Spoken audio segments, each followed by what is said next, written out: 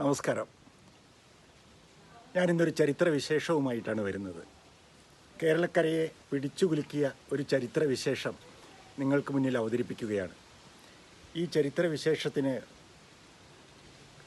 രാമനാട്ടുകരയുടെ പങ്കെന്തായിരുന്നു? രാമനാട്ടുകരയുടെ ചരിത്രം പറയാതെ ഈ കഥ തുടക്കം പറയാൻ പറ്റില്ല. രാമനാട്ടുകരയിലെ ഒരു തറവാടിനെ കേന്ദ്രീകരിച്ചാണ് ഈ കഥ ഞാൻ തുടങ്ങുന്നത്. ആ തറവാട് തന്നെയാണ് കേന്ദ്ര കഥാപാത്രത്തിൻ്റെ വീട്. കൽപ്പള്ളി കരുണാകര മേനോൻ എന്ന് പറയുന്ന ഒരു വ്യക്തി 1873 ജനിച്ചു. അദ്ദേഹം ജനിച്ചത് ഇവിടെയല്ല, അതൊക്കെ നമുക്ക് പിന്നീട് പറയാം. അദ്ദേഹം കോരപ്പുഴ കടന്ന് കോഴിക്കോടെത്തുകയും പിന്നീട് രാമനാട്ടുകരയിൽ സ്ഥിരതാമസമാക്കുകയും രാമനാട്ടുകരയുടെ പ്രധാനപ്പെട്ട ഒരു തറവാട് നിർമ്മിക്കുകയും ആ തറവാട്ടിലെ മക്കളും മരുമക്കളും അമ്മയുമായിട്ട് താമസിക്കുകയും ബ്രിട്ടീഷ് ഈസ്റ്റ് ഇന്ത്യ കമ്പനിയുടെ ഉദ്യോഗസ്ഥനായ ബാബറുമായിട്ട് അടുത്ത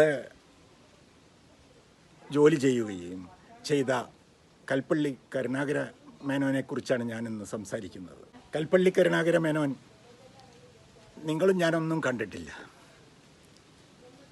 കണ്ടവർ വളരെ കുറവ് തന്നെയാണ്. ഇന്നിപ്പോൾ ജീവിച്ചിരിക്കുന്നതിൽ ആരും കണ്ടിട്ടില്ല. പക്ഷെ അദ്ദേഹത്തിൻ്റെ പിൻതലമുറക്കാർ രാമനാട്ടുകരയിലും മദ്രാസിലും ബോംബെയിലും ഡൽഹിയിലും എല്ലാം ഉണ്ട്, രാമനാട്ടുകരയിലുമുണ്ട്. ആ കൽപ്പള്ളി കരുണാകര മേനോൻ അദ്ദേഹത്തിൻ്റെ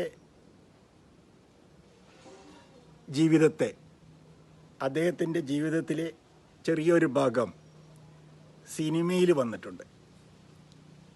ഞാൻ ആകാംക്ഷ ഉണ്ടാക്കുന്നില്ല, അതിനു മുമ്പേ തന്നെ പറയാം. പഴശ്ശിരാജ എന്ന സിനിമ നിങ്ങൾ കണ്ടിട്ടുണ്ടാവും. ഹരിഹരൻ സംവിധാനം ചെയ്ത MTയുടെ കഥയിലെ പഴശ്ശിരാജ.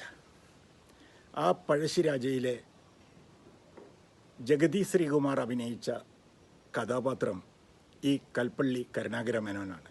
രാമനാട്ടുകരയിലെ പുല്ലാപ്ര തറവാട്ടിലെ കൽപ്പള്ളി കരുണാകര മേനോൻ. ഇപ്പോൾ ഒന്ന് ഓർത്ത് നോക്കൂ. ഓർമ്മയില്ലെങ്കിൽ ആ സിനിമ ഒന്നുകൂടി കാണാം, അല്ലേ? ഒഴിവുള്ളപ്പോൾ ആ സിനിമ ഒന്ന് കണ്ടു നോക്കൂ. ആ കരുണാകര മേനോൻ്റെ അറിവുള്ള കഥകളുമായിട്ട്, കൂടുതലൊന്നും അറിവില്ല, അറിയാവുന്ന കഥകളുമായിട്ടാണ് ഞാൻ നിങ്ങളുടെ മുന്നിലേക്ക് വരുന്നത്. രാമനാട്ടുകരയിൽ നിന്ന് പുതുക്കോട് റോഡിൽ ഏകദേശം 2 കിലോമീറ്ററോളം യാത്ര ചെയ്താൽ പുലാപ്രപ്പടി എന്ന തറവാട് വീട് പടിക്കലെത്താം. അവിടെ ഒരു വലിയ ആലുണ്ടായിരുന്നു എന്ന് പറയുന്നു. ഇന്ന് ബൈപ്പാസ്, ആ ആലിൻ്റെ കുറച്ച് മുന്നിലായിട്ടാണ് ഇന്നത്തെ ബൈപ്പാസ് വരുന്നത്. ആ പ്രദേശം മുഴുവൻ വയലുകളായിരുന്നു, നോക്കെത്താത്ത വയലുകൾ. അതേപോലെ ഒട്ടനവധി ഭൂമികളുടെയും അവകാശിയുമായിരുന്നു ഈ പുലാപ്ര കരുണാകര മേനോൻ.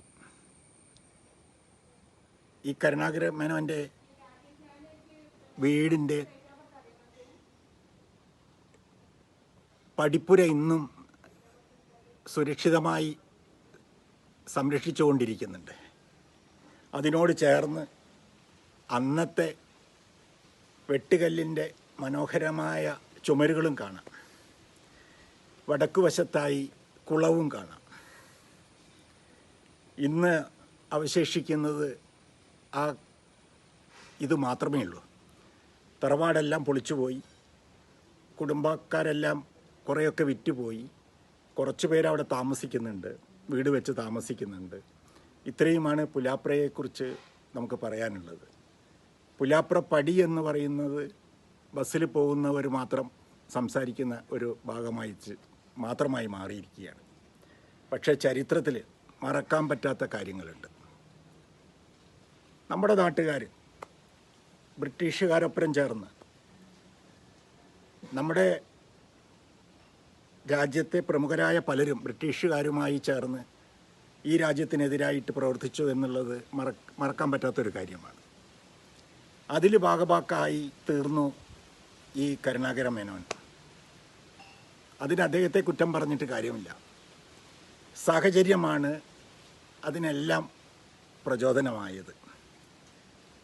എടുത്ത വഴിക്ക് കരുണാകര മേനോനെ കുറ്റം പറയാൻ പറ്റില്ല. ആ ചരിത്രം പഠിച്ചു കഴിഞ്ഞാൽ കരുണാകര മേനോനെ കുറ്റം പറയാൻ പറ്റില്ല. അദ്ദേഹം വന്ന വഴികൾ, അദ്ദേഹം അനുഭവിച്ച യാതനകൾ, അതെല്ലാം നമ്മൾ മനസ്സിലാക്കി കഴിഞ്ഞാൽ അദ്ദേഹത്തിന് ആശ്രയം കൊടുത്തത് ആരായിരുന്നു? അപ്പോൾ അവരപ്പുറമല്ലേ അദ്ദേഹത്തിന് നിൽക്കാൻ കഴിയുള്ളൂ. അതാണ് ചരിത്രം. 1842 അദ്ദേഹം മരണപ്പെട്ടത്. അദ്ദേഹം ചെറുപ്രായത്തിൽ തന്നെ മരണപ്പെട്ടു. അദ്ദേഹം അനുഭവിച്ച യാതനകൾ ഒട്ടേറെയുണ്ട്. വളപട്ടണത്തിനപ്പുറത്തു നിന്ന് അദ്ദേഹം പഴയൊരു തറവാട്ടിൽ ജനിച്ചു വളർന്നു. മരുമക്കത്തായ സമ്പ്രദായം ആണെങ്കിൽ കൂടി അന്ന് അമ്മാവന്മാരുടെ കൊടും ക്രൂരത അനുഭവിച്ച് അവിടെ നിന്ന് ഒരു കുതിരപ്പുറത്ത് തിരിച്ചു. ഇനി ഇവിടെ നിന്നാൽ ശരിയാവില്ല എന്ന്. അങ്ങനെ പുഴ കടന്നു. അന്ന് പാലമൊന്നുമില്ല. പുഴ കടന്ന് ഇക്കരെ കടന്നു. അന്ന് സാധാരണ ഇക്കരെ കടന്നാൽ പിന്നെ അക്കരെ പോകരുത്, അക്കരയ്ക്ക് കടക്കരുത് എന്ന് ഹിന്ദുക്കളുടെ ഒരു ആചാരം ഉണ്ടായിരുന്നു.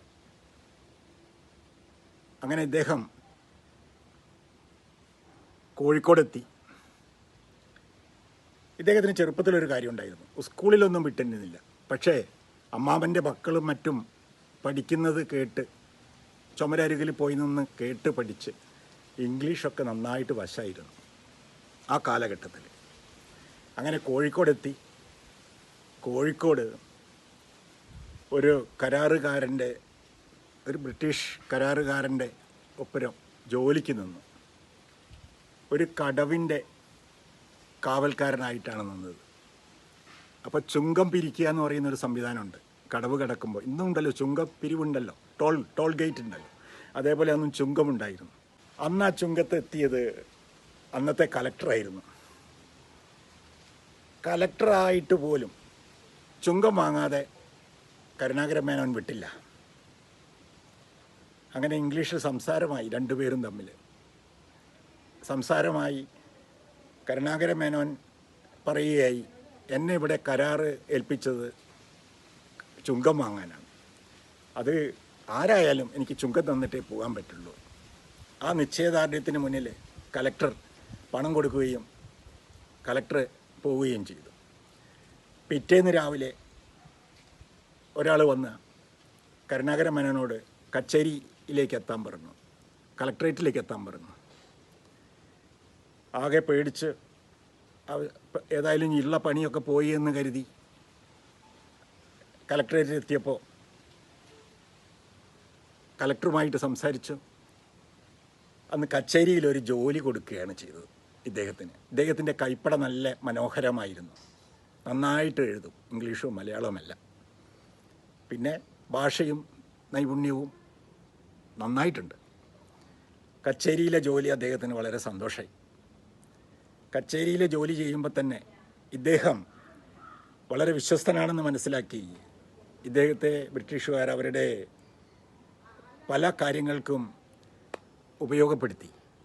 ഒരാളുമായിട്ട് സംസാരിച്ച് സുമുഖനും നല്ല ഹൈറ്റും വെയ്റ്റും എല്ലാമുള്ള ഈ കരുണാകര മേനോൻ വാക്ചാതുര്യം കൊണ്ടും മറ്റുള്ളവരെ വീഴ്ത്താൻ വളരെ പ്രിയപ്പെട്ടവനായിരുന്നു. കൊടക്, അന്നത്തെ പ്രശസ്തമായ കൊടക് രാജാവുമായിട്ട് സന്ധി സംഭാഷണത്തിന് വേണ്ടിയിട്ട് ബ്രിട്ടീഷ് കമ്പനി ഇദ്ദേഹത്തെ കൊടകിലേക്ക് വിട്ടു. ബ്രിട്ടീഷ് ഈസ്റ്റ് ഇന്ത്യ കമ്പനിയുടെ പിന്നെ ആവശ്യവുമായി വന്ന കരുണാകര മേനോനെ കൊടക് രാജാവ് കൽത്തുറങ്കിലിട്ടു, ജയിലിലിട്ടു. അങ്ങനെ ജയിലിൽ കഴിയുന്ന സമയത്ത് അന്ന് അവിടെ വന്ന് കുറേ കാലം എവിടെയാണെന്ന് അറിയില്ലായിരുന്നു മലയാളികൾക്കും ബ്രിട്ടീഷുകാർക്കും. ഇദ്ദേഹം എവിടെയാണ് കൊടകിൽ പോയതിനു ശേഷം പിന്നെ ഇദ്ദേഹത്തെ പറ്റി ഒരു വിവരവുമില്ല. വീട്ടിലാണെങ്കിൽ അമ്മയും ഭാര്യയും മക്കളുമെല്ലാം വളരെ വിഷമത്തിൽ നിൽക്കുകയാണ്. നേർച്ച നേർന്നുകൊണ്ടിരിക്കുന്നു, പ്രാർത്ഥന നടത്തിക്കൊണ്ടിരിക്കുന്നു, അങ്ങനെ പല കാര്യങ്ങളും നടത്തിക്കൊണ്ടിരിക്കുകയാണ്. വേറെ വഴിയൊന്നുമില്ലല്ലോ. ഇന്നത്തെ പോലെ ഫോൺ സംവിധാനമോ അല്ലെങ്കിൽ വേറെ സംവിധാനങ്ങളൊന്നുമില്ല. ബ്രിട്ടീഷ് ഈസ്റ്റ് ഇന്ത്യ കമ്പനി തന്നെ പോലീസാണ്, അവർ തന്നെയാണ് അന്വേഷിക്കേണ്ടതും. എവിടെ അന്വേഷിച്ചിട്ടും ഒരു പിടുത്തമില്ല. അങ്ങനെ കൊടക് ജയിലിൻ്റെ പുറത്ത് നിന്ന് ഒരു ബ്രാഹ്മണനെ പരിചയപ്പെട്ടു. ആ ബ്രാഹ്മണൻ വഴി ഞാനിവിടെ സുഖമായി കഴിയുന്നുണ്ട്, ഞാനിവിടുത്തെ കൊടകിലെ ജയിലിൽ തന്നെയാണ് കഴിയുന്നത് എന്ന് രാമനാട്ടുകരയിലേക്ക് വിവരമറിയിച്ചു. അദ്ദേഹം ആ ബ്രാഹ്മണൻ സുഹൃത്ത് രാമനാട്ടുകര വന്ന് വിവരം പറയുകയും അതേപോലെ തന്നെ അദ്ദേഹം ചെയ്ത വലിയൊരു കാര്യം ബ്രിട്ടീഷ് അധികാരികളെ ആ വിവരം അറിയിക്കുകയും ചെയ്തു. അങ്ങനെ ബ്രിട്ടീഷ് അധികാരികൾ കൊടക് വളഞ്ഞു.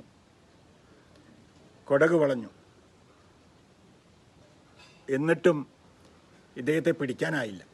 പക്ഷേ കൊടക് രാജാവിൻ്റെ അതിസുന്ദരിയായ മകള് കരുണാകര മേനോനുമായി അടുപ്പം കാണിച്ചു.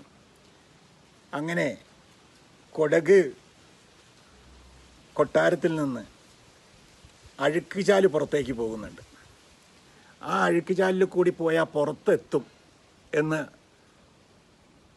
ഇദ്ദേഹത്തിന് കരുണാകര മേനോനോട് കൊടക് രാജാവിൻ്റെ മകള് പറയുകയും അതേപോലെ കൊടക് രാജാവിൻ്റെ ഭരണത്തിലും അവിടെയുള്ള പല കാര്യങ്ങളുടെ അവസ്ഥയും അവിടുത്തെ ഭരണതന്ത്രങ്ങളും അവിടുത്തെ മറ്റ് കാര്യങ്ങളെല്ലാം കൊടക് രാജാവിൻ്റെ മകളോട് ഈ കരുണാകര മേനോൻ ചോർത്തി. സമർത്ഥനാണല്ലോ കരുണാകര മേനോൻ.